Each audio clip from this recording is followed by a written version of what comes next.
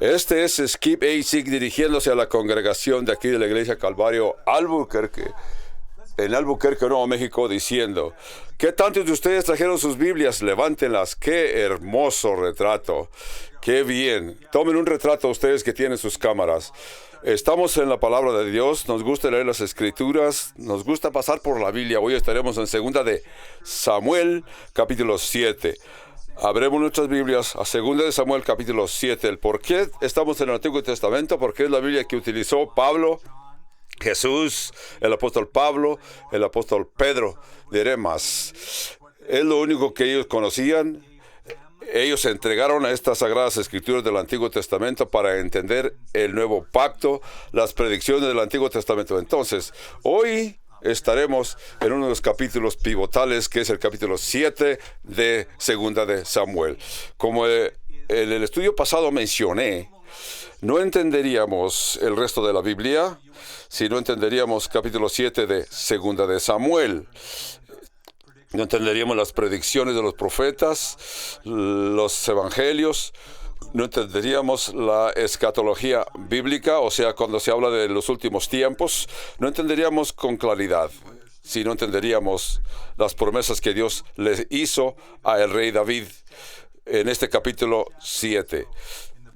Y también en el libro de Crónicos hay afirmaciones que es algo parecido. Vamos a ir a la presencia del Señor en oración. Padre Santo, estamos tranquilos. Hemos expresado nuestro amor y nuestra lealtad hacia ti en nuestros himnos y en nuestros cantos, que hemos cantado himnos para ti, Señor, para expresar nuestro amor, nuestra adoración. Pero hoy queremos oír también lo que el Espíritu Santo nos quiere decir. Lo invitamos para que sea nuestro maestro en el centro de todo este maestro que es, aunque imperfecto, pero es el maestro que tú has escogido para representar al maestro, al Señor Jesucristo, para poder reconocer las Escrituras con toda claridad, las Escrituras del Antiguo y Nuevo Testamento. Por eso, entenderíamos y danos un entendimiento profundo a todo lo que tú has predicho, has escrito, y lo pedimos todo en el nombre de Jesús. Amén.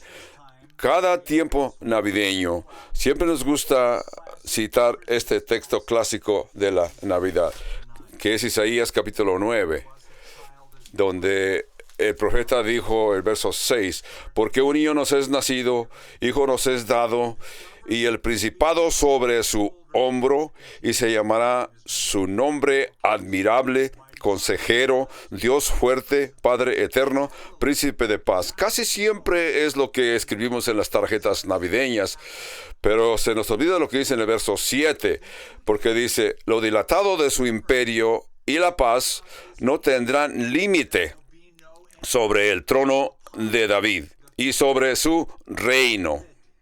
Es lo que dice, y disponiéndolo todo, confirmándolo en juicio y en justicia desde ahora y para siempre. El celo de Jehová de los ejércitos hará esto.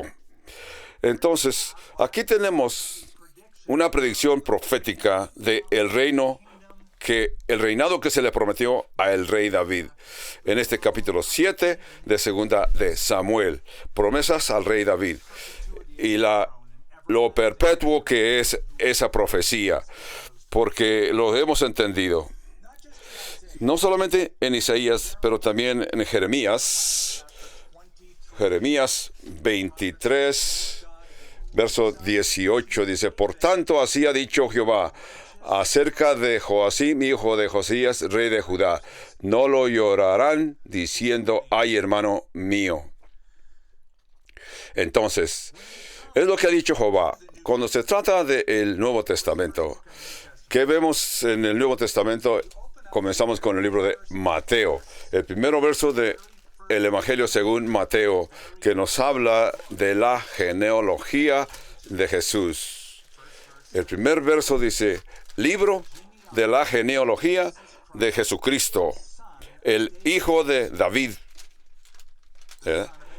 hijo de Abraham.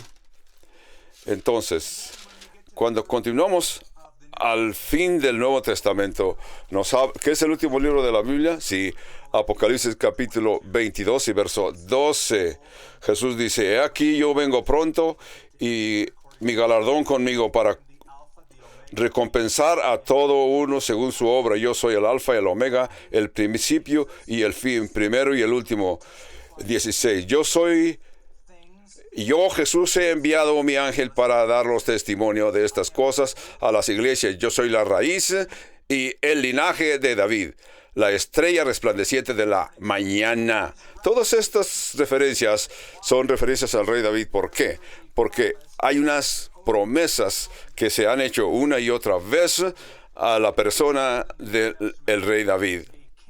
Así que en el Nuevo Testamento sabemos que el reino viene a la tierra, un reinado que será eterno, que incluye el trono del rey David. Es un reinado que se le prometió al rey David. Entonces, el descuidar estas profecías, esto daría a entender que el ángel Gabriel le habló a María presentándole y diciéndole que concebiría. Ella contestó honestamente, ¿cómo puede suceder esto si yo no he tenido relaciones físicas con ningún hombre? El arcángel Gabriel le dijo,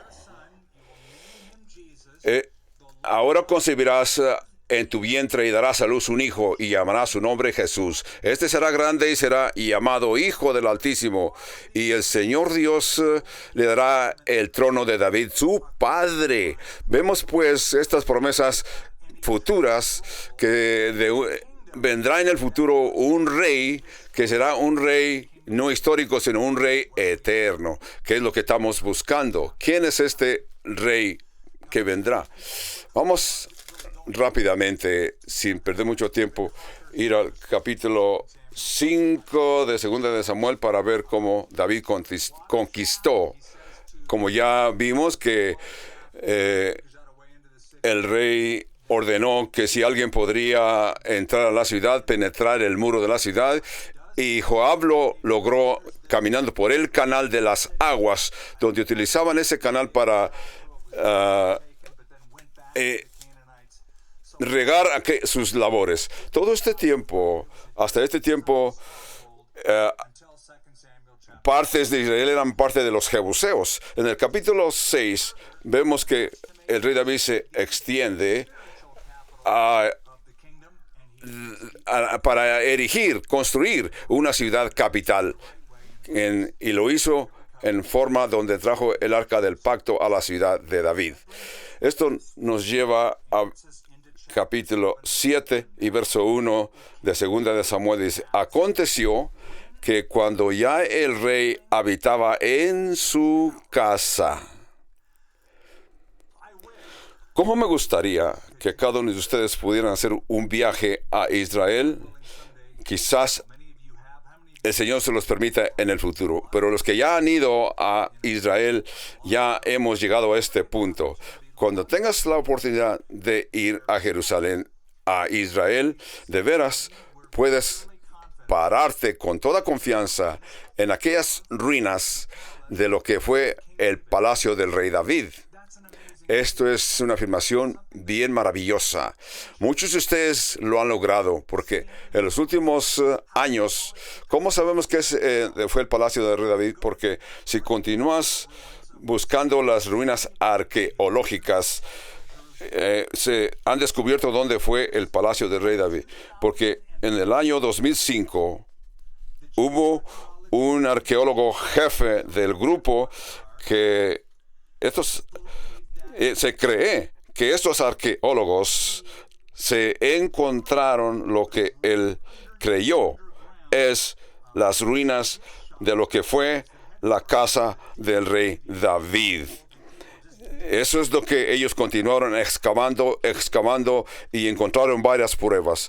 Porque tú dirás, ¿cómo podemos figurar que es donde era el palacio del rey David? La respuesta es, dijo Elat Mazahar, aquel arqueólogo, la capital, o sea, los capiteles del palacio del rey David, los hemos descubierto en orden como estaba establecido el palacio, porque hemos encontrado en este lugar. ¿Qué quiere decir esto para nosotros, capiteles? Que esto comprueba que es el palacio. Básicamente, el Mazar está diciendo: si tú conoces la Biblia como yo conozco la Biblia, no me harías estas preguntas, ni lo dudaría.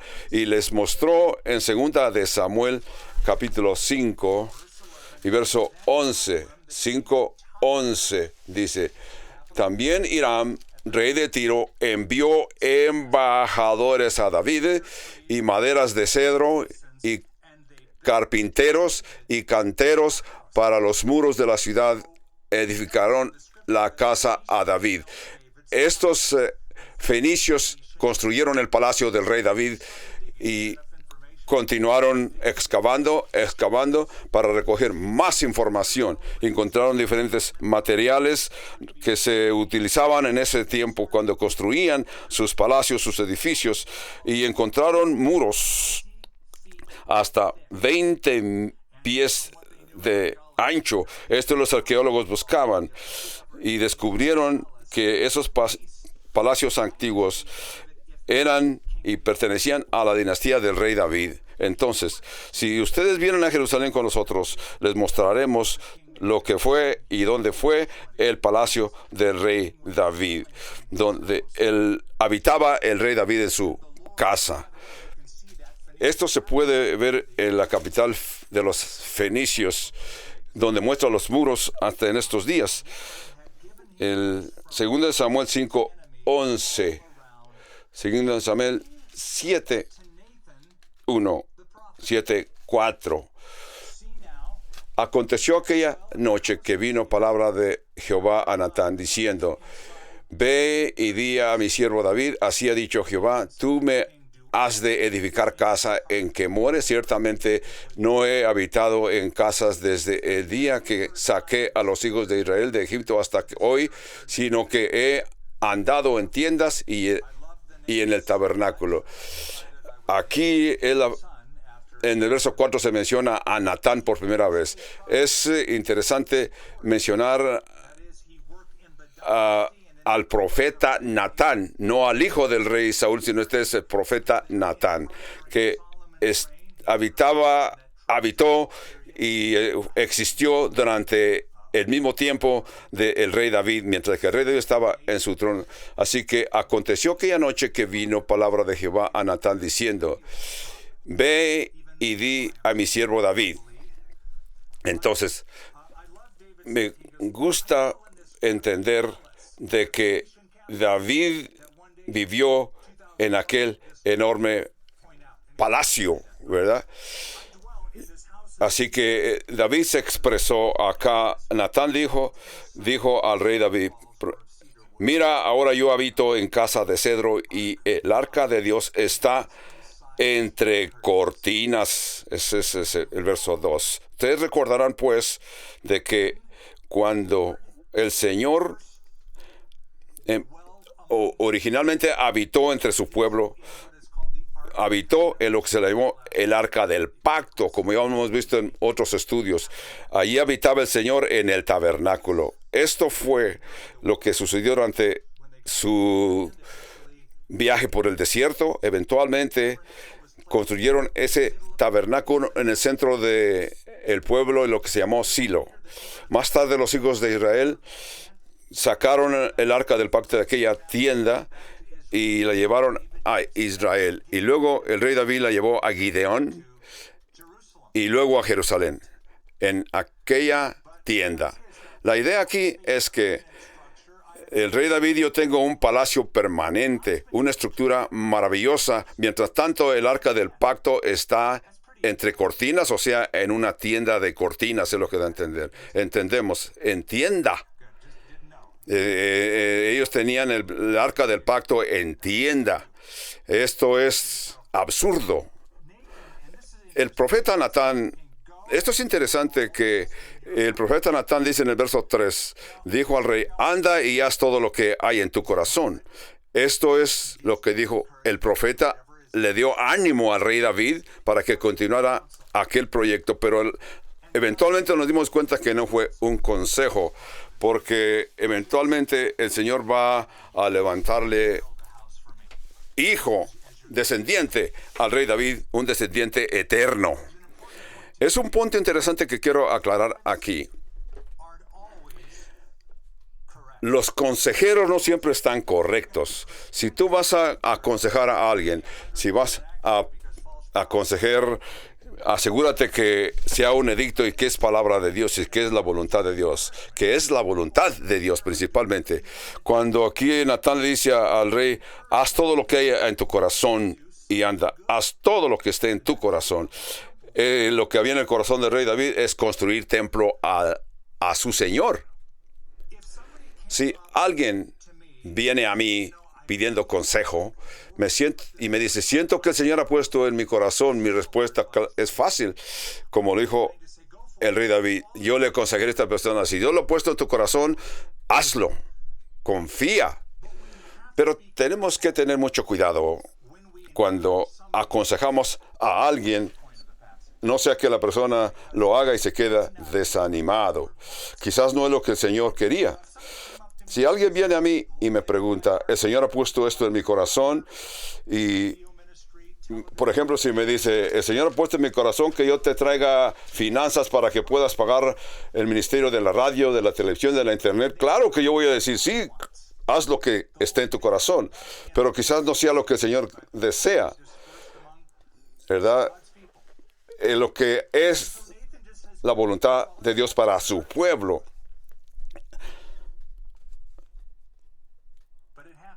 Pero el verso 4, aconteció que anoche que vino palabra de Jehová a Natán diciendo, ve y di a mi siervo David, así ha dicho Jehová, ¿tú me has de edificar casa en que yo more? Vamos a detenernos aquí. Dios le está diciendo al rey David, ¿tú me vas a edificar una casa? ¿Cómo es que lo vas a hacer? ¿Cómo lo vas a hacer? ¿Cómo podrías hacerme una casa, construirme una casa? Este es el punto de Esteban en el Nuevo Testamento del libro de los Hechos, cuando testificó diciendo, porque Dios no habita en casas hechas de manos de obra. Así también el profeta Isaías también, como por el capítulo 66, por ahí el profeta también profetizó diciendo, los cielos es mi trono, la tierra es mi estrado. ¿Qué tipo de casa podrás edificarme? ¿Verdad? Tiene que ser una casona más grande que el cielo. Si te imaginas el tamaño que es el cielo, ¿me vas a edificar una casa que yo pueda habitar?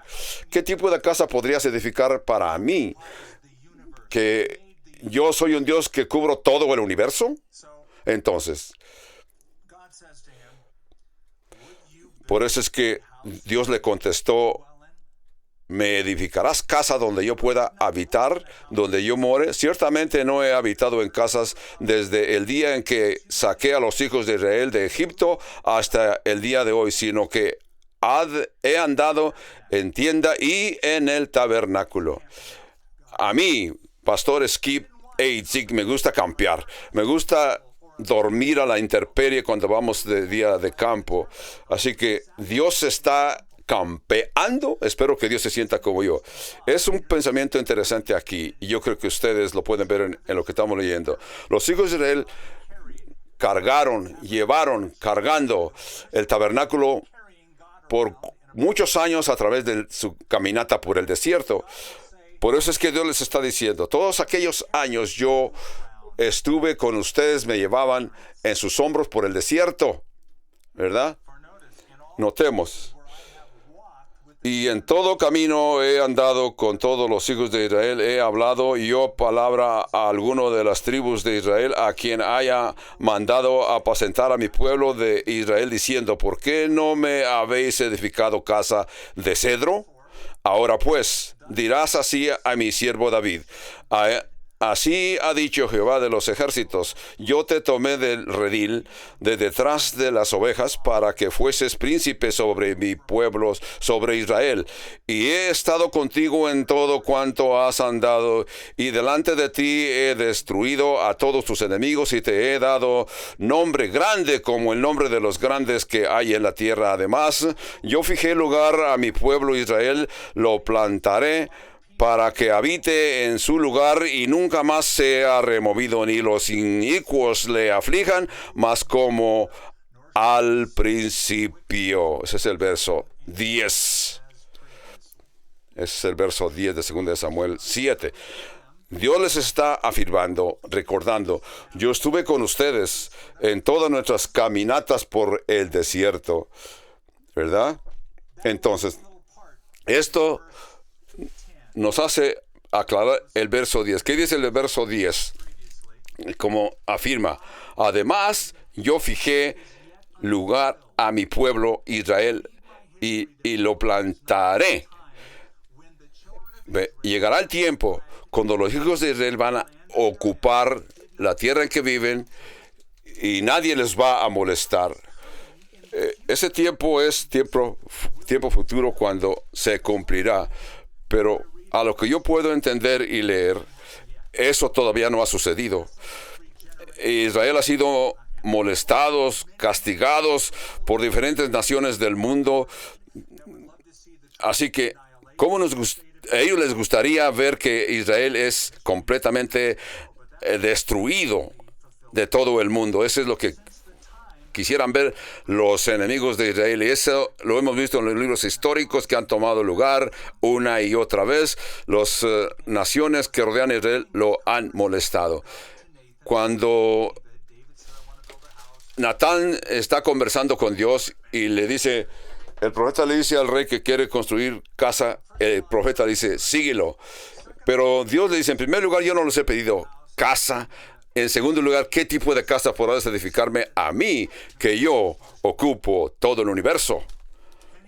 Pero Dios les está hablando de la historia de Israel hasta el verso 10. ¿Qué historia? Es la historia del Antiguo Testamento. Vemos una esperanza que se puede ver, y entre más se ve, más claro para el futuro de Israel. En primer lugar, las primeras promesas a Israel es que vendrá un dirigente que es protoevangelio, que lo vamos a llamar protoevangelio. Quiere decir que es el evangelio en reducción. Estas son promesas que Satanás aparece en el jardín del Edén,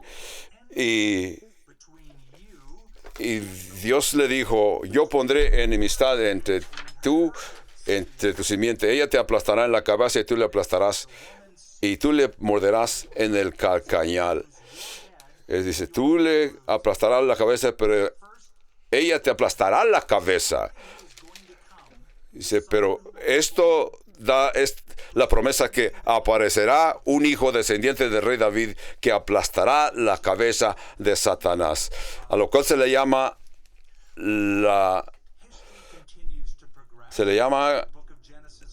el libro de Génesis continúa, y vemos que aparecen las tribus de Israel, los hijos de Jacobo. Uno de los hijos de Jacobo es donde en el capítulo 49 hay una predicción de la tribu de Judá, ¿verdad?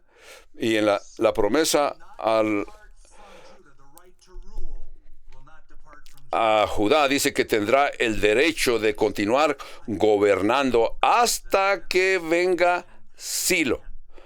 Dice el verso 10, no será quitado el cetro de Jehová, ni el legislador de entre sus pies hasta que venga Silo. La historia continúa. Luego apareció Abraham, Jacobo, y luego de los hijos de Jacobo aparece su hijo Judá. De esa tribu Judá aparecerá el descendiente. Apareció el rey David y aparecerá el descendiente del rey David. Y nos damos cuenta de este pacto. Así que Así que tenemos que enfocar hasta llegar al Nuevo Testamento, entre más y más angosto. Ya que estamos viendo esto, todas estas predicciones acerca de él, porque dice que el Señor levantará, dijo Moisés, Dios levantará entre ustedes otro profeta como yo. Él va a dictar la palabra de Dios. A él debemos de oír, y el que no oiga a su voz será cortado. Así que alguien vendrá en el futuro, tendrá una voz profética que el Señor va a hacer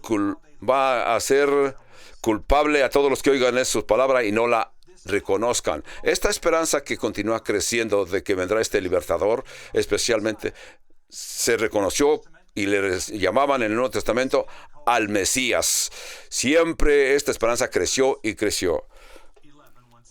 Veamos una vez más el verso 11 de 2 de Samuel 7, que dice, desde el día en que puse jueces sobre mi pueblo Israel, y a ti te daré descanso todos tus enemigos, descanso de todos tus enemigos. Asimismo Jehová te hace saber que Él te hará casa, y cuando tus días sean cumplidos. Así que David quiere edificar el templo, no pudo edificar el templo. ¿Quién edificó el templo? Fue su hijo. Así que David no pudo lograr lo que él deseaba hacer, construir un templo al Señor. Pero de veras era la ilusión del rey David construir un templo a su Señor. Habrás oído algunas gentes dicen que cuando Dios cierra una puerta y luego abre una ventana, yo les voy a corregir ese dicho, porque hay veces cuando Dios cierra una puerta, abre toda la casa. Si no abre toda la casa, no podrás lograr tus sueños.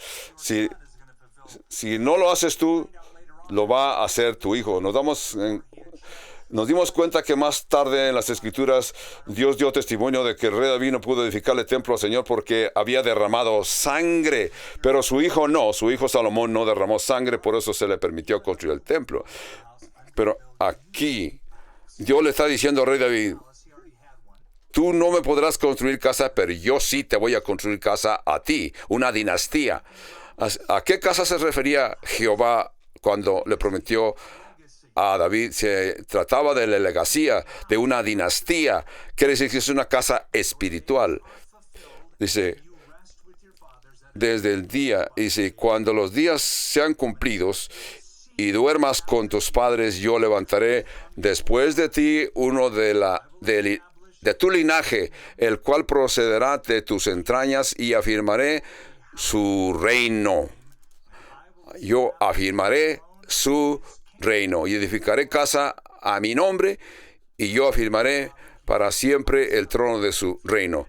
Yo le daré a él padre, a él me será mi hijo, y si él hiciere mal, yo le castigaré con vara de hombres y con azotes de hijos de hombres, pero mi misericordia no se apartará de él como la aparté de Saúl, el cual quité de delante de ti, y será afirmada tu casa y tu reino para siempre delante de tu rostro, y tu trono será estable eternamente. Conforme a todas estas palabras y conforme a toda esta visión, así habló Natán al rey David.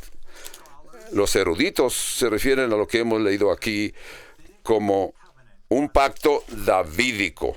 Un pacto davídico. Tiene diferentes elementos. Le promete tener un hijo. Este hijo, claro, aquí va a ser el rey Salomón, que vendrá de Betsabé. Salomón vendrá a ser el rey. Salomón es el que va a construir el templo al Señor. Entonces, también le promete una dinastía, un trono, un reinado eterno y perpetuo. Lo que estamos viendo aquí es bien importante entenderlo, porque ya vimos las profetas. Hay veces que los profetas hacían predicciones Y el cumplimiento de esa promesa tenía dos formas de verse. Una promesa se podía cumplir inmediatamente o podía esperar por miles de años en el futuro. Pero esta promesa de que Dios le está hablando al rey David se cumplió años, casi miles de años después, si no cientos de años después. Es algo así como yo tengo lentes progresivos. Estos lentes progresivos me sirven para poder leer mi Biblia aquí frente a mis manos, pero si veo a lo lejos, a la distancia, la parte de arriba de mis lentes me hacen ver con claridad a distancia, por eso se llaman lentes progresivos. Es una analogía para ver cómo se cumplían las promesas que Dios les hizo en el Antiguo Testamento a muchos de sus siervos. Así que sabemos que tu visión se va a deteriorar al paso de los años, por eso necesitamos lentes progresivos. Así que los profetas que profetizaron en el Antiguo Testamento son como estos lentes progresivos. A veces se enfocaban inmediatamente, a veces se enfocaban cientos o miles de años después, porque aquí Dios se refiere al rey Salomón, hijo del rey David, que es el que va a construir casa a Jehová. También Dios le prometió al rey David una dinastía, un reinado, que va a ser un reinado eterno para siempre, que todavía estamos esperando ese reinado. Eso va a ser algo en el futuro, en donde vamos a ver los dos. ¿Qué sucedería o qué va a suceder con la dinastía del rey David? Después del rey Salomón hubo muchos reyes, que ustedes saben. La dinastía del rey David fue interrumpida por algo que se llamó la cautividad babilonia. Los reyes fueron capturados, obligados a ir a otras naciones. De veras, nunca pudieron continuar con el reinado prometido. Es como cuando estamos oyendo la música, le ponemos un alto. Así que el reinado del rey David será establecido. Y se cree que será un reino literal. Nosotros creemos que será porque el ángel le dijo a María que este reinado vendrá y ocuparía su trono, que es el trono del rey David. Quedó entendido que es una promesa mesiánica, donde Israel va a reinar bajo el Mesías prometido. Entonces, vemos ciertos elementos, ciertas indicaciones de este reinado milenial de Jesús. Como 2 Samuel 7:17 dice: conforme a todas las cosas y palabras, y conforme a toda esta visión, así habló Natán a David.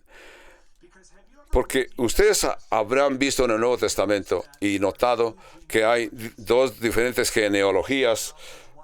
Una genealogía es en el libro de Mateos y la otra genealogía en el libro de Lucas.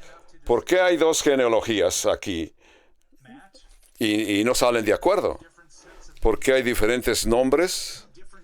Dos diferentes genealogías, todo junto. Algunos comentaristas creen acerca de esta, que vemos diferentes nombres. ¿Por qué? Se cree, pues, una genealogía es para José, la otra genealogía es para María. Así que la genealogía de Mateo cae en José y la genealogía de Lucas cae en María. Entonces, diferentes nombres se utilizan, diferentes genealogías, pero todos descendientes del rey David. Con todo y esto, José va hasta David a través de el linaje real de la dinastía de reyes y reyes, comenzando con el rey Salomón, etcétera, etcétera. Pero María no. ¿Por qué la genealogía de María es diferente? Porque sabemos que Dios prometió una dinastía eterna a la casa de David, pero luego Dios mismo maldijo la descendencia y dinastía del rey David. ¿Entendías esto? Entonces, voy a leer algo en Jeremías. Yo ya lo tengo marcado. Jeremías 22, verso 18. Eso es Dios trayendo el mensaje a el rey llamado Jeconías o Joaquín. Por tanto, ha dicho Jehová acerca de Joseim, hijo de Joseías, rey de Judá. No lo llorarán, diciendo, ay, hermano mío. Y en el verso 24, vivo yo, dice Jehová, que si Conías, hijo de Josaim, rey de Judá, fuere un anillo en mi mano derecha, aún de ahí lo arrancaré. Qué palabras tan fuertes. Y está hablando, tierra, tierra, dice Jehová. Así continúa persiguiendo a este hombre, porque él no prosperará en sus días, no prosperará porque no se sentará en el trono de rey David, ni gobernará aún más en Judá. Es una maldición de sangre. Dios está maldiciendo la descendencia que sucedió de Conías o Joaquín, que aparecen en diferentes partes. Ninguno de los descendientes de este Joaquín se sentará en el reino, porque vino temporalmente. A los hijos de él fueron llevados a Babilonia, forzadamente fueron a Babilonia. Entonces, el linaje del rey David fue maldecido en Joaquín y restablecida. Dios no tiene problemas. Dios ha dicho que de la casa real de David continuará, pero la descendencia de sangre fue cortada, maldecida, porque dice en el verso 24 que si tú, como te quitas un anillo de tu mano derecha, así él va a arrancar el linaje de este Joaquín, rey Joaquín, porque ellos estaban esperando la dinastía. Entonces tú dirás, ¿qué pasó con esta genealogía? Por eso es que Dios tiene dos genealogías. Una genealogía cae en José. José puede seguir la descendencia del rey David hasta la realeza de Jeconías, que aparece en esa. Y luego llegas a el rey Salomón y continúa el linaje. Tú dirás, Dios maldijo el linaje. José, de veras, no fue padre de sangre de Jesús. José fue el padrastro de Jesús, padre adoptivo, pero porque José era descendiente de la línea real del rey David, por eso es que la profecía cayó, aunque el linaje fue maldecido por la que vino a José. Pero cuando vemos a José, llega al rey David, no a través del rey Salomón, sino a través de otro hijo de David que fue llamado Natán, no el profeta Natán, diferente en nombre, otro hijo del rey David que se llamó Natán, descendiente del rey David. Así que el linaje fue maldecido, pero Dios sacó una vuelta, vean con mucho cuidado, por el nacimiento virginal. El nacimiento virginal. Jesucristo fue concebido en el vientre de María, no por obra humana, sino por José, sino fue concebido por el Espíritu Santo. Así que el linaje de sangre del rey David, la sangre real del rey David, no fue maldecida. De esta forma, Jesús legalmente es descendiente del rey David, con todo de que el linaje fue maldecido, pero Dios solucionó todo el problema con el nacimiento virginal. Por eso es que creer en el nacimiento virginal de Jesús es vital, es importante, y tenemos que creerlo, que no se nos pierda el linaje del rey David, para ver las promesas que Dios le hizo al rey David. Y un día Jesús regresará y ocupará ese trono del rey David. Lo explicaremos en otros estudios, pero si llegamos y tenemos tiempo. Segundo de Samuel 7:19 dice, en el verso 18, y entró el rey David y se puso delante de Jehová. Tú has venido en algunas ocasiones a orar a la presencia del Señor y te sientes satisfecho. Así entró el rey David y se juntó delante de Jehová y dijo, Señor Jehová, ¿quién soy yo y qué es mi casa para que tú me hayas tratado hasta aquí? Aún ¿Te ha parecido poco esto, Señor Jehová? Pues también has hablado de la casa de tu siervo en el porvenir. ¿Es así? Porque el Evangelio de Juan dice, oh, qué hermoso es que Dios nos llame hijos de Dios. Eso es lo que somos, hijos de Dios. ¿Cuál gran amor ha mostrado que nos llame y nos da el privilegio de ser llamados hijos de Dios? Verso 19 dice, y aún te ha parecido poco esto, Señor Jehová, pues también has hablado de la casa de tu siervo en lo que por venir. ¿Es así? ¿Cómo procede el hombre, Señor Jehová? ¿Y qué más puede añadir David hablando contigo? Pues tú conoces a tu siervo, Señor Jehová. Todas estas grandezas has hecho por la palabra, y conforme a tu corazón he decidido saber de ti. Como dice el Salmo, como dice el Salmo 8, 3 y 4. Cuando veo tus cielos, obra de tus manos, lo que es la luna, las estrellas, y que tú formaste, digo, ¿qué es el hombre para que tengas de él memoria, y el Hijo del Hombre para que tú le visites? Esto es hermoso. Dios hizo pactos porque por tanto te has engrandecido, Jehová, Dios, por cuanto no hay como tú. No hay como tú, ni hay Dios fuerte fuera de ti, conforme a todo el que hemos oído con nuestros oídos.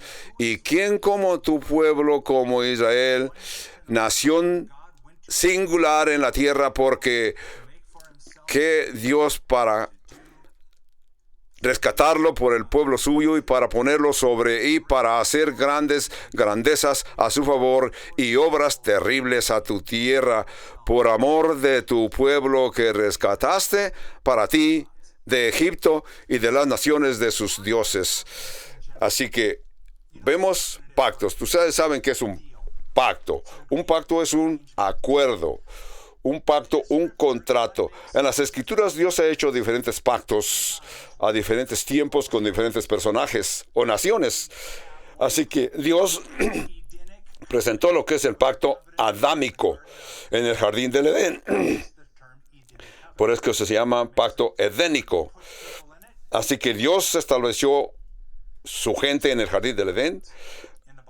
En la Biblia encontramos dos diferentes tipos de pactos. Un pacto condicional porque tiene condiciones. El otro es un pacto incondicional porque no tiene condiciones.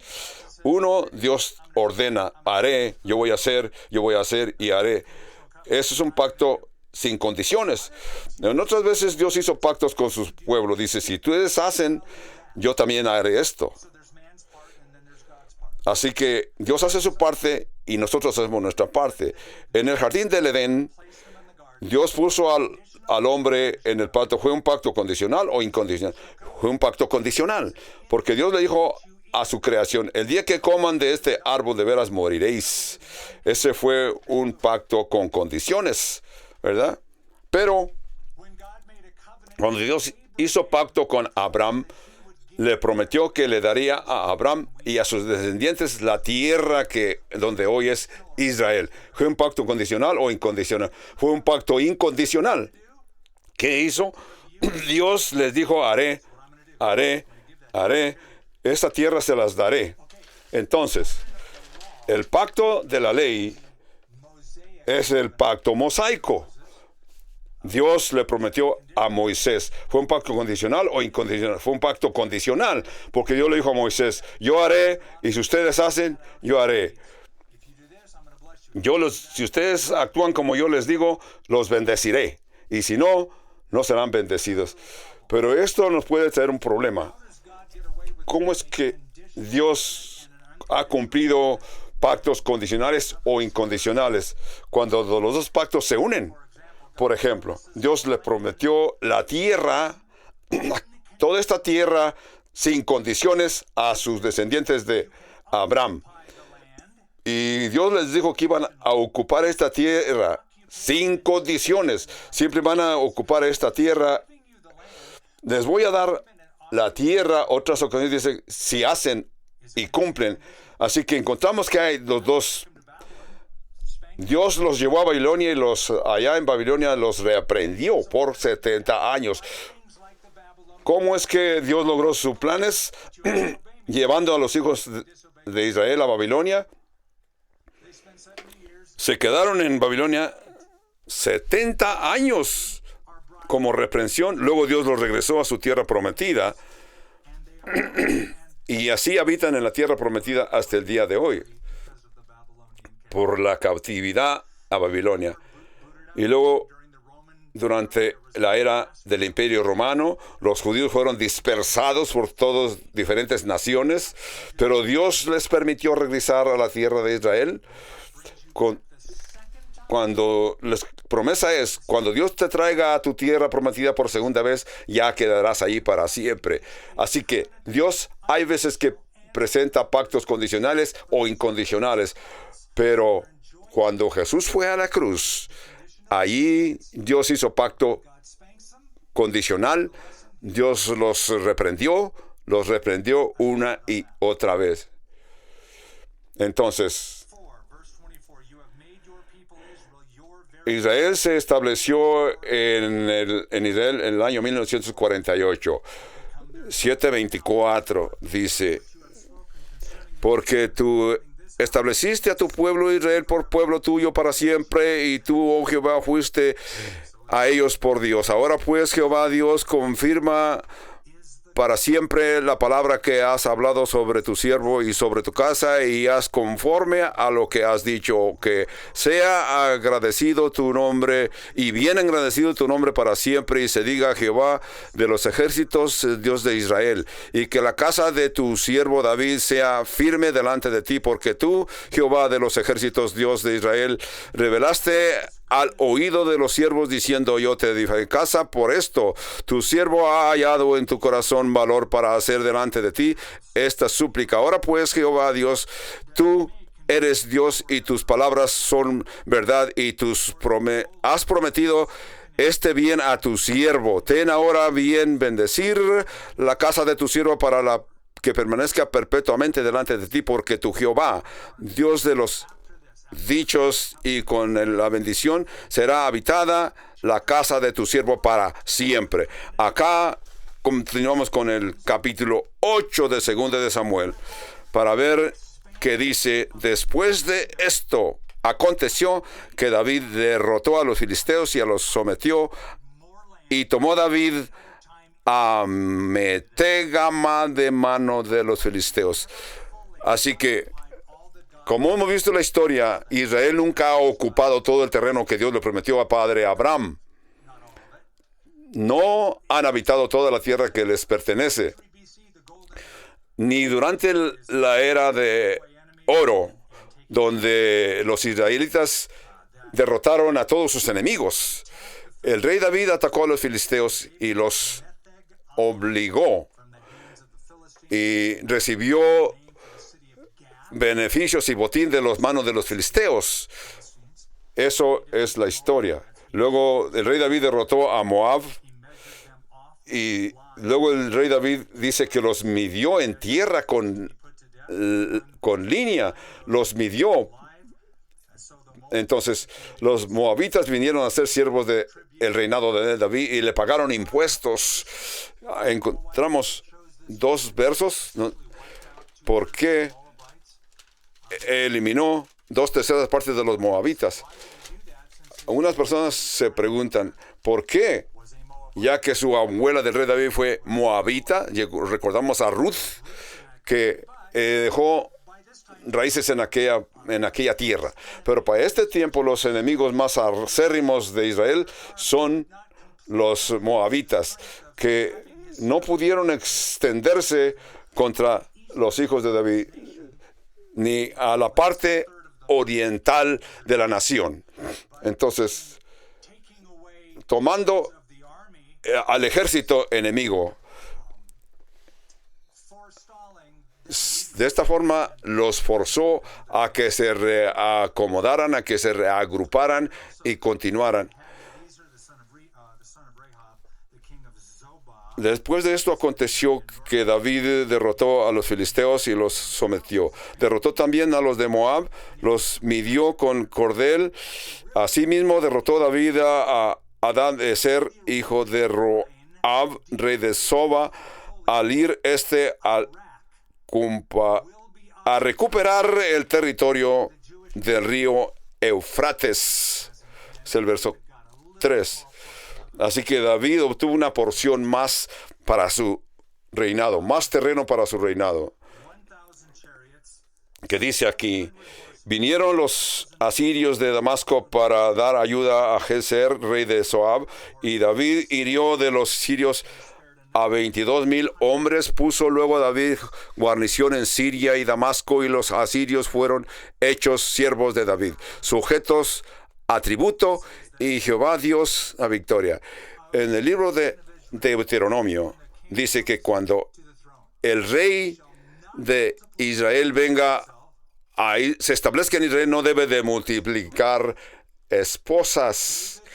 El rey David cumplió la parte número 2, que es la parte B. Lo cumplió muy bien, al pie de la letra, pero no multiplicó caballos, que es lo que era el mandato de Jehová. Pero el mandato número 1 no lo pudo guardar, donde dice que no debía de multiplicar esposas. Así que las esposas le vinieron a ser obstáculos para el desarrollo del rey David. Aquí, en nuestros tiempos, ¿qué sucedió con Israel el año 1981 con Irak? Trataba de construir armas nucleares, pero Dios intervino y no permitió que continuaran desarrollando esas armas nucleares, ni al país. Lo que está sucediendo también en estos días con nuestro país, Irán. El verso 5 dice: puso luego David guarnición en Siria de Damasco, y los asirios fueron hechos siervos de David, sujetos a tributo, y Jehová dio la victoria a David por donde quiera que fue. Tomó David los escudos de oro que traían los siervos de Hadad-ezer y los llevó a Jerusalén. Asimismo, de Beta de Beratí, ciudades de Hadad-ezer, tomó el rey David gran cantidad de bronce. Entonces, oyendo Toi, rey de Hamai de David, había derrotado a todo el ejército Hadad-ezer, envió Toi a Joram, su hijo, al rey David para saludarle pacíficamente y para decir por qué había peleado con Hadad-ezer y los había vencido, porque Toi era enemigo de Hadad-ezer, y Joram llevaba en su mano utensilios de plata, de oro y de bronce, los cuales el rey David dedicó a Jehová con la plata y el oro que habían dedicado a todas las naciones que habían sometido, de los asirios, de los moabitas, de los amonitas, de los filisteos y de los amalecitas, del botín de Abersadar, hijo de Sobob, rey de Soba. Así que vemos cómo David obtuvo oro, plata y bronce que después el rey Salomón utilizó para construir el templo. Así que el rey David se extendió lo más que pudo, con todo de que reconocía y entendió bien claramente que Dios no le permitiría construir el templo. Así que, ¿quién será el que va a edificar el templo? Quizás Dios te ha dado un mandato, pero de veras Dios le dijo al rey David: no serás tú quien construirá. Así que, ¿quién es el que va a continuar con el rey, con la ilusión del rey David? Si tú tienes esa ilusión en tu corazón, continúa. Si no eres tú el que vas a continuar con tu deseo, permite que uno de tus descendientes continúe con ese deseo. Él o ella continúe con tu ilusión, tu deseo de hacer algo para el Señor. Es lo que hizo el rey David. Así él cumplió. En el año 1956, un canadiense llamado Dennis Brodeur. Dennis Brodeur participó en los Olímpicos en el equipo de hockey en Canadá, y él decía que su ilusión era traer medalla de oro al Canadá. Él no lo pudo lograr, pero tenía un hijo, y su hijo también participó en el equipo de hockey del Canadá. Él sí pudo traer una medalla de oro para el Canadá. Así que su papá siempre lo animó que siguiera, ¿verdad? Hasta el año 2002 fue cuando el hijo logró el oro. El verso 13. Así ganó David fama cuando regresaba de derrotar a los sirios. Destrozó a 18,000 edomitas en el valle del Sal y puso guarnición en Edom.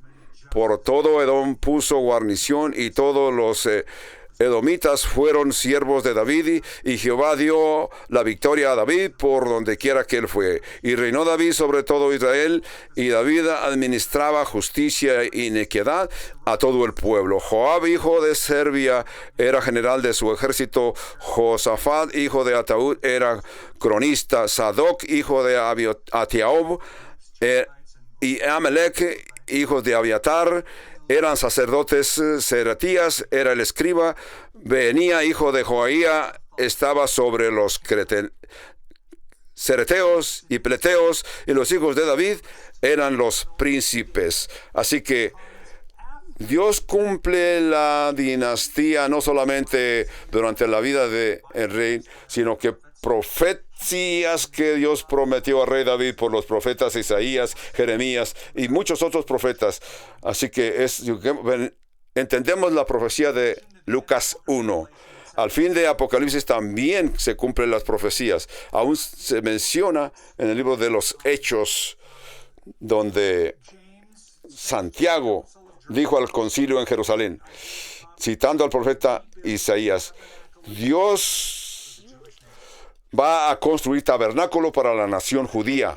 Una de las razones que yo insisto y enseño y creo en un reinado literal de 1000 años en la tierra de Jesús, un reinado de Jesús de 1000 años literalmente en la tierra.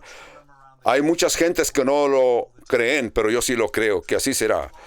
De que la razón que yo soy premilenialista, y yo les aseguro que Jesús regresará a la tierra, porque sabemos que el mundo va a pasar por la tribulación. La iglesia ya no estará aquí para la tribulación. La tribulación será después de 1000 años de reinado de Jesús en la tierra. Así que habla de la Nueva Jerusalén. Yo lo creo que es figurativo por diferentes razones. Por este pacto que Dios le prometió al rey David.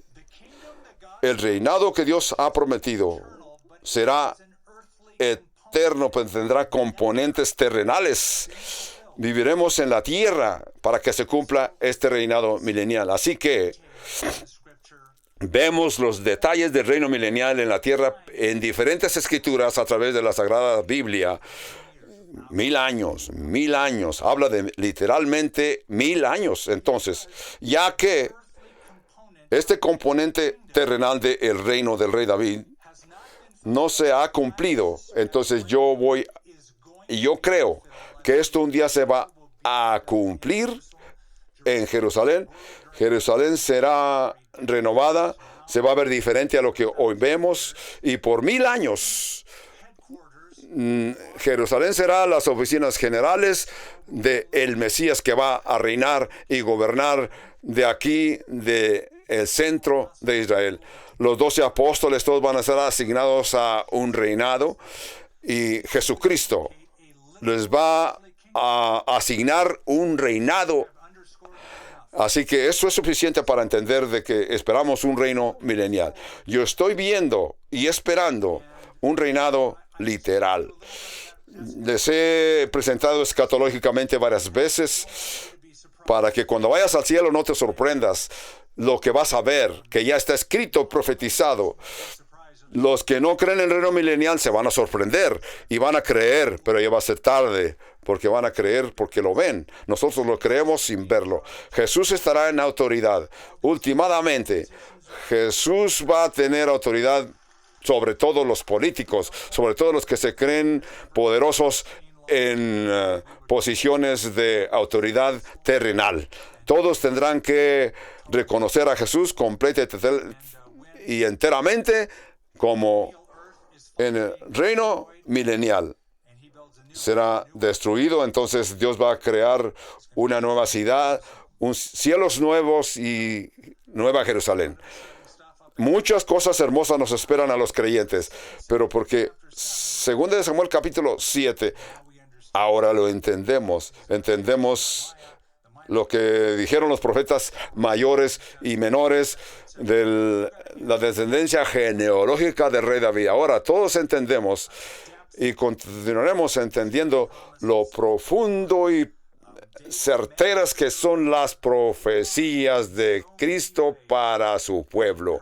Así que esto nos debe de confortar y asegurarnos de que estamos bajo un pacto incondicional eterno.